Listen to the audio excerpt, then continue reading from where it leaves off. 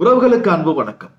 இசைஞானி இளையராஜாவும் கவி பேரரசு வைரமுத்து அவர்களும் பிரிந்த கதை தமிழ் ரசிகர்கள் அறிந்ததே. பல காலங்களிலும் பலவாறு பல பேரினால் பல காரணங்கள் கூறப்பட்டிருக்கின்றன. இவர்கள் இருவருடைய பிரிவுக்கு காரணம் இதுதான் என தற்பொழுது இறுதியாக அவரது சகோதரர் இசைஞானியின் சகோதரர் கங்கை அமரன் கூறியிருக்கின்ற கருத்து ஒரு வகையில் ஏற்றுக்கொள்ளக்கூடியதாக இருந்தாலும் கூட இன்னொரு வகையில் அவர் வைரமுத்து மீது வைத்திருக்கின்ற விமர்சனமானது எந்த ஒரு வகையிலும் ஏற்றுக்கொள்ள முடியாத ஒரு விமர்சனமாக இருக்கின்றது. காரணம் என்னவென்று சொன்னால், அவர் கூறிய அந்த டைம் லைனை நான் உங்களுக்கு குறிப்பிடுகின்றேன். இந்த காணொலியில் நன்றாக கவனியுங்கள். இது இவருடைய இந்த கருத்தை நாங்கள் ஏற்கலாமா, இவரது விமர்சனத்தை ஏற்கலாமா என்ற ஒரு விஷயத்தை மட்டும் பாருங்கள். இதை தாண்டி திரு கங்கை அமரன் அவர்கள் தான் என்ன விழாவுக்கு சென்றாரோ அந்த விழாவில் பேச வேண்டிய விஷயத்தை பேசிவிட்டு இறங்கி வராமல் இந்த வைரமுத்து இளையராஜா சர்ச்சையை அவ்வப்போது கிளறி விடுவது இவர் தான். அதை தாண்டி தற்பொழுது புதிதாக ஒரு விஷயத்தை ஆரம்பித்திருக்கின்றார்.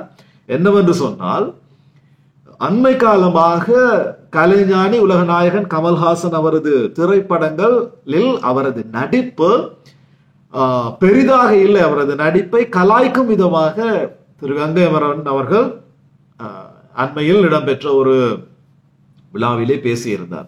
இது தொடர்பாக விபரமாக பேசலாம். இது உங்கள் சந்திரன் ரிவ்யூஸ். நான் உங்கள் சந்திரன். என்னுடைய காணொலிகள் உங்களை கவர்ந்திருந்தால் தயவு செய்து என்னுடைய சேனலை சப்ஸ்கிரைப் செய்து பாருங்கள்.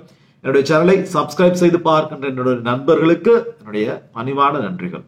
ஓகே, இசைஞானி இளையராஜா கவி பேரரசு வைரமுத்து இவர்கள் இருவரும் பிரிந்தது என்பது தமிழ் ரசிகர்கள் மிகவும் இன்றும் நினைந்து வருந்துகின்ற ஒரு செயலாக இருக்கின்றது, ஒரு பிரிவாக இருக்கின்றது. இவர்கள் இருவரும் இணைய மாட்டார்களா என்பது பல்லாயிரம் கோடி ரசிகர்களின் ஒரு எதிர்பார்ப்பு. இந்த எதிர்பார்ப்பு இறுதி வரை நிறைவேறாது என்று போகும் அளவுக்குத்தான் சில விஷயங்கள் காலாகாலம் நடந்து கொண்டிருக்கின்றன. அதில் முக்கியமானது இந்த இளையராஜாவின் சகோதரர் கங்கை அமரன் கடைசி வருடத்துக்கு ஒரு முறையாவது ஏதாவது ஒரு விஷயத்தில் இந்த ஒரு சர்ச்சையை கிளப்பி அதை கிளறிவிட்டு இவர் தானாக ஒரு கதையை கூறிவிடுவது, இது இப்பொழுது ஒரு லாபகமான விடயமாக மாறிவிட்டது சோசியல் மீடியாஸில். இவர் எந்த ஒரு விழாவிற்கு சென்றாலும் இந்த ஒரு விஷயத்தை குறிப்பிட்டு காட்டி ஒரு கதையேனும் இவர் சொல்லாமல் இறங்கியதாக அண்மை காலமாக நான் பார்க்கவில்லை. அதாவது இவர் கூறுகின்றார், இப்பொழுது அதாவது கடந்த வாரம் இடம்பெற்ற ஒரு நிகழ்விலே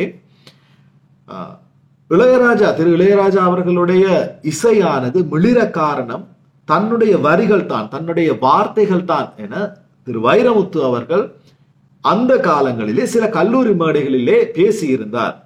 இந்த ஒரு பேச்சு இளையராஜாவின் மனதை புண்படுத்தியது. அதனால் தான் இளையராஜா அவர்களும் வைரமுத்து அவர்களும் பெரிய காரணம் என்ற ஒரு விஷயத்தை கூறியிருந்தார். ஒரு வேர்டை இதை நாங்கள் உண்மை என ஏற்றுக்கொள்ளலாம், அதுவும் தெரியாது, இவர் கூடவே இருந்தபடியினால் இந்த ஒரு விடயத்தை ஏற்றுக்கொள்ளலாம். ஏனென்றால் இளையராஜா அவர்களும் ஒரு தனித்துவம் வாய்ந்த ஒரு மாபெரும் இசைக்கலைஞர், திரு வைரமுத்து அவர்களும் ஒரு தனித்துவம் வாய்ந்த ஒரு மாபெரும் கவிஞர். இதில் இந்த இருவரிலும் எந்த சந்தேகமும் இல்லை. ஆனால் இந்த ஒரு விஷயத்தை கூறிவிட்டு கங்கை அமரன் அவர்கள் கூறுகின்றார், நான் அண்ணனோடு கோபித்திருந்த, நான் அண்ணனோடு இல்லாத ஒரு 10 வருட காலத்தில் தான் இளையராஜா மன்னிக்கவும் வைரமுத்து அவர்கள் உள்ளே புகுந்து விட்டார். இல்லை என்றால் அவருக்கான வாய்ப்பு என்பது இறுதி வரை இல்லாமலே போயிருக்கும். வைரமுத்து என்ற ஒருவர் யார் என்றே தெரிந்திருக்காது என்ற ஒரு ரீதியிலே கதைத்திருந்தார். இதற்கு ஒரு விடயத்தை நான் உதாரணமாக கூறுகின்றேன். அதாவது கங்கை அமரன் அவர்களது மகன் வெங்கட் பிரபு, இயக்குனர் வெங்கட் பிரபு 2022ஆம் ஆண்டு தன்னுடைய ட்விட்டர் தளத்திலே ஒரு பதிவினை இட்டிருந்தார். இளையராஜா அவர்களதும் கங்கை அவரதும் ஒன்றாக அமர்ந்திருக்கும் ஒரு புகைப்படத்தை வெளியிட்டு ரீயூனியன், பாவலர் பிரதர்ஸ் ரீயூனியன் ஆஃப்டர் 13 இயர்ஸ், 13 வருடங்களுக்கு பிறகு இணைந்த பாவலர் பிரதர்ஸ் என்று அந்த ட்விட்டர் போஸ்டிலே போட்டிருந்தார். 13 வருடங்கள் என்று இவர் 2022 குறிப்பிட்டிருந்தால், கங்கை அமரன் அவர்கள் இளையராஜாவை விட்டு பிரிந்து வந்தது சுமார் 2008-9 கால பகுதியில் என்று எங்களுக்கு சராசரியாக கணக்கிட்டுக் கொள்ளலாம். ஓகே.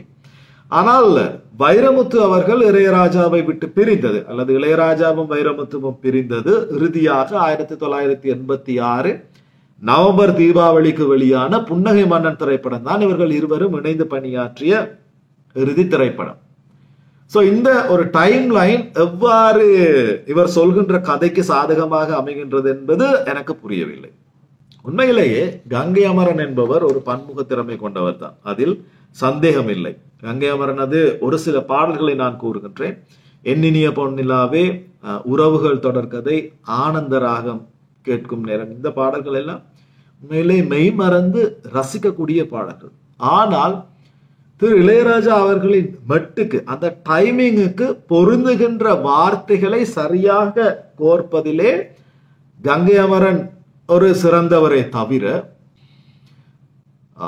கங்கை அமரன் அவர்களது பாடல்களிலே, நிறைய பாடல்களிலே அந்த இளையராஜாவின் மெட்டுக்கேற்ற சில வார்த்தை கோர்வைகள் தான் வலம் வருமே தவிர, அதில் ஒரு காட்சியோ ஒரு கற்பனையோ அல்லது ஒரு பொருள் அடக்கமோ அந்த கதாபாத்திரங்களில் சொல்லப்படுகின்ற அந்த விஷயமோ அடங்கி இருக்குமா என்று கேட்டால் அது நிச்சயமாக ஓரிரு பாடல்களை தான் கூற முடியும். ஏனைய பாடல்கள் அந்த மெட்டுக்கேற்ற வார்த்தைகளாகத்தான் இருக்கும். ஓகே.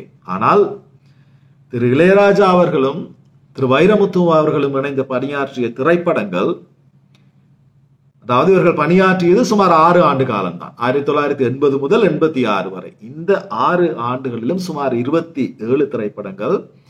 ஓரிரண்டு உதாரணமாக கூறுகின்றேன். நிழல்கள், அலைகள் ஓய்வதில்லை, ராஜபார்வை, நினைவெல்லாம் நித்யா, காதலோவியம், சலங்கையொலி, மண்வாசனை, முதல் மரியாதை, சிந்து வைரவி, கடலோர கவிதைகள், புன்னகை மன்னன். இந்த லிஸ்டில் இருக்கிற, இந்த திரைப்படத்தில் இருக்கிற பாடல்கள் அனைத்துமே இன்னுமே தமிழ் ரசிகர்கள் காலம் காலமாக தலைமுறையாக கேட்டுக்கொண்டிருக்கின்ற பாடல்கள் தான் இதிலே அடங்குகின்றன. ஓகே. இளையராஜாவினுடைய இசை எவ்வளவு மேன்மை வாய்ந்ததோ, உயர்ந்ததோ, அந்த உயர்ந்த இசைக்கு உயரிய வார்த்தைகளால் சரியாக கோர்த்து சரம் கோர்த்து கொடுத்த ஒரு பாடலாசிரியர் தான் வைரமுத்து. ஒரு பாடல் கூறுகின்றேன். விழியில் விழுந்து இதயம் நுழைந்து உயிரில் கலந்த உறவே, அலைகள் ஓய்வதில்லை திரைப்படத்தில் இடம்பெற்ற பாடல். இதில் அந்த காதல் இயக்கத்தோடு அந்த பாடலின் இறுதியிலே வரும். விழியில் விழுந்து இதயம் நுழைந்து உயிரில் கலந்த உறவே, இரவும் பகலும் உரசிக்கொள்ளும் அந்தி பொழுதின் போது அலையின் கரையில் காத்திருப்பேன் அழுத விழிகளோடு, எனக்கு மட்டும் சொந்தம் உனது இதழ் கொடுக்கும் முத்தம், உனக்கு மட்டும் கேட்கும் எந்த உயிர் உருகும் சத்தம். இதை போல இந்த வரிகளை போல அந்த இளையராஜாவினுடைய இசையை உயிர்ப்பிக்கக்கூடிய வார்த்தைகளை இன்னொரு கவிஞர் கொடுத்ததாக என்னால் கூற முடியாது, என்னுடைய பார்வையிலே கூற முடியாது. சோ இந்த இருவரும் சேர்ந்து ஒரு பாடலாவது வழங்க மாட்டார்களா என்று ஏங்கிக் கொண்டிருக்கின்ற தமிழ் ரசிகர்கள் மனதில் ஒரு ஏக்கம் இருக்கும் பொழுது, இந்த கங்கை அமரன் அவர்கள் தொடர்ந்தும் அவர்கள் பிரிந்தே இருக்க வேண்டும் என்ற ரீதியிலே பேசிக் கொண்டிருப்பது உண்மையிலேயே கவலைக்குரியதாக இருக்கின்றது. மேலும் கமல்ஹாசன், கலைஞானி, உலக நாயகன் அவர்களையும் இந்த ஒரு விஷயத்திலே உள்ளே இழுத்து, அவர் எவ்வளவோ சிறந்த நடிகராக இருந்தார். ஆனால் இப்பொழுது விக்ரம் திரைப்படத்திலே கண்ணை தூக்கி வைத்துக் கொண்டு சுட்டுக் கொண்டு திரிகிறார். அவரது நடிப்புக்கு என்ன ஆனது என்ற ரீதியிலே கேட்டிருந்தார். இதை தமிழ்நாட்டு ரசிகர்களிடமே, தமிழ் ரசிகர்களிடமே நான் முன்வைக்கின்றேன். Vikram 400 crore 500 crore collection. Okay.